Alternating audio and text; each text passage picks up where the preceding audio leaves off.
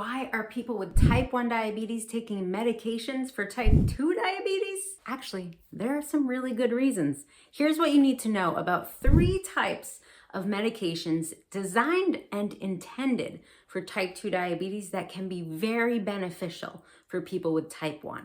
Before I get into it, I would greatly appreciate your support by liking this video, leave a comment, and subscribe to my channel.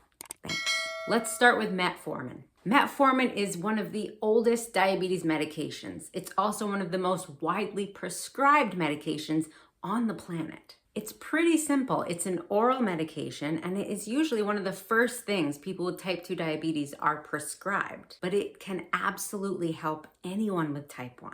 Metformin primarily works by telling your liver to produce less sugar. Now, in people with type 2, they're overproducing sugar, they're insulin resistant. Metformin also helps insulin sensitivity. But in people with type 1, regardless of insulin sensitivity, metformin will tell your liver to produce less sugar. Do you need that? Yes. As people with type 1, we actually overproduce sugar in our liver. They don't teach you this at the doctor's office, but there's a bunch of hormones that regulate things like how much sugar your liver produces all day long.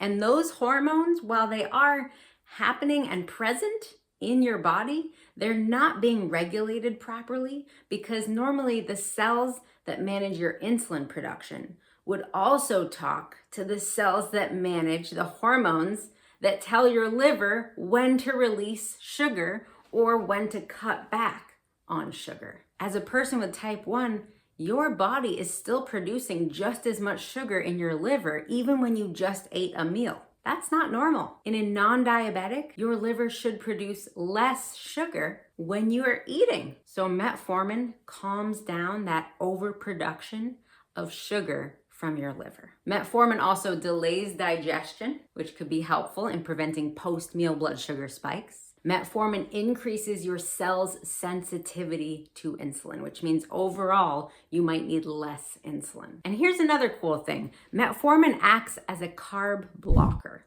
So some of the carbohydrates you eat are actually blocked from even entering your bloodstream. But this does bring up an important thing to know about metformin. Metformin can cause diarrhea. Not in everybody. Some people have no problems with metformin. Some people have a lot of problems with metformin.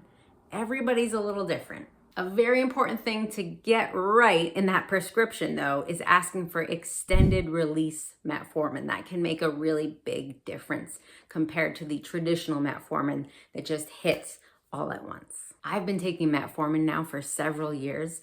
It is so helpful for just calming down my liver's glucose production.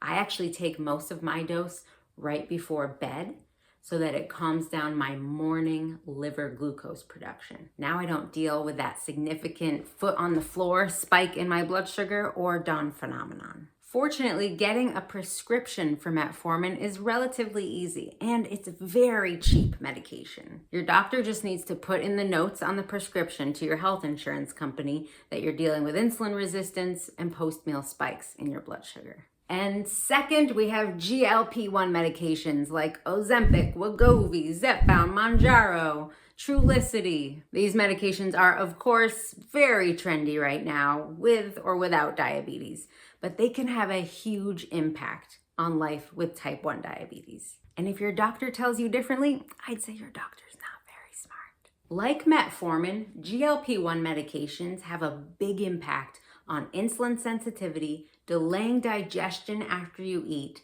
and telling your liver to calm down and produce less sugar. GLP-1 medications are much stronger than metformin. And they do another really important thing. GLP-1 medications tell your brain you're full when you're eating. Remember that whole dysfunctional communication I explained where, the cells that make insulin are supposed to talk to the cells that tell your liver to produce less sugar? Well, those cells are also supposed to talk to the cells that manage hormones that tell your brain you're full when you're eating. People with type 1 diabetes are kind of notorious for having this endless appetite. And if you thought it was just you, it's not. Long before I understood the science of these dysfunctional hormones beyond insulin, I knew that I had this kind of constant hunger. I didn't know why. I didn't know it was a direct scientific result of having type 1 diabetes. But I knew it was something I had to learn how to live with. I got really good at just ignoring that constant hunger, basically not believing it. Like your brain is just like, you're hungry, you want food. I'm like, I just ate, I don't need more food. I got really good at dismissing it. But that's exhausting. GLP-1 medications calm down that constant hunger. They're helping our body compensate for this whole bunch of hormones that we're not producing normal amounts of because the communication between our beta cells and all these other cells is broken. I've been taking Ozempic now for, several years.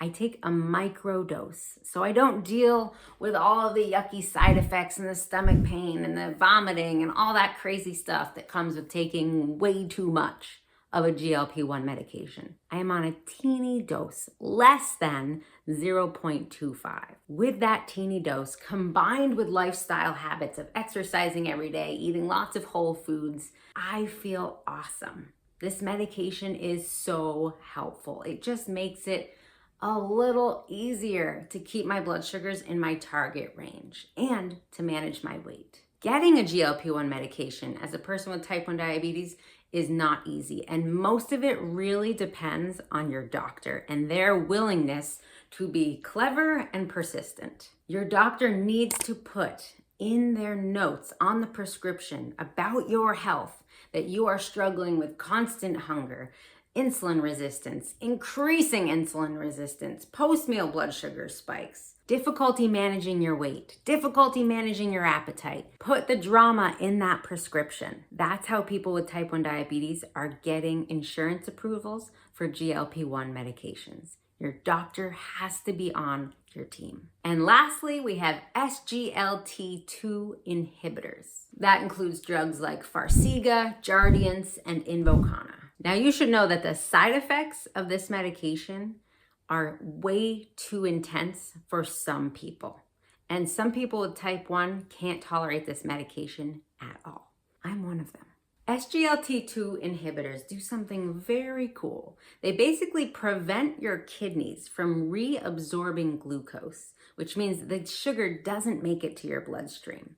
And instead, that excess sugar is passed through your urine. Yes, that means you're gonna have excess sugar in your urine, which can lead to some problems. We'll talk about that in a minute. Can this help people with type 1 diabetes? Absolutely. You're basically taking some of the sugar that's created from the meals that you eat, and it's bypassing your blood sugar altogether. It's just being excreted through your urine. This means you'll need less insulin for meals. Now, this doesn't result in lots of weight loss for most people, but it can result in a little bit.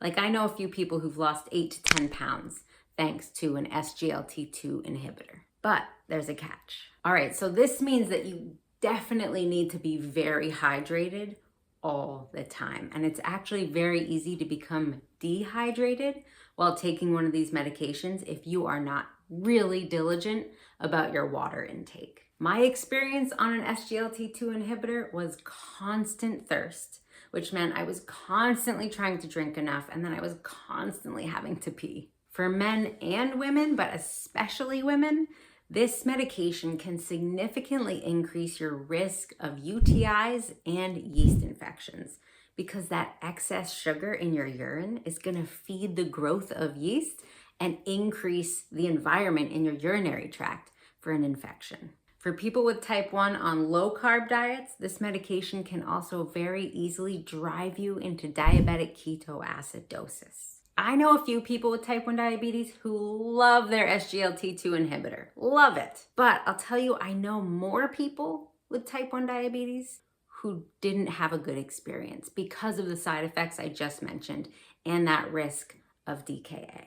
Yes, people with type 1 diabetes can benefit from these medications, but everybody's got to approach it carefully. We're all a little different, and starting any of these medications is going to dramatically change your daily insulin needs. If you start one of these meds and your blood sugars are already in your target range, you're gonna start having low blood sugars. Now that's a good thing. It just means you need to adjust your insulin doses with your healthcare team's support. If your blood sugars are generally running higher than your goal and you start one of these medications, it might just help you get into your target range. Either way, work closely with your healthcare team when you start any of these meds. If you want to learn more about my experience with any of these medications, visit the playlists on this YouTube channel all about GLP-1 meds, metformin, and SGLT2 inhibitors. Thanks for watching.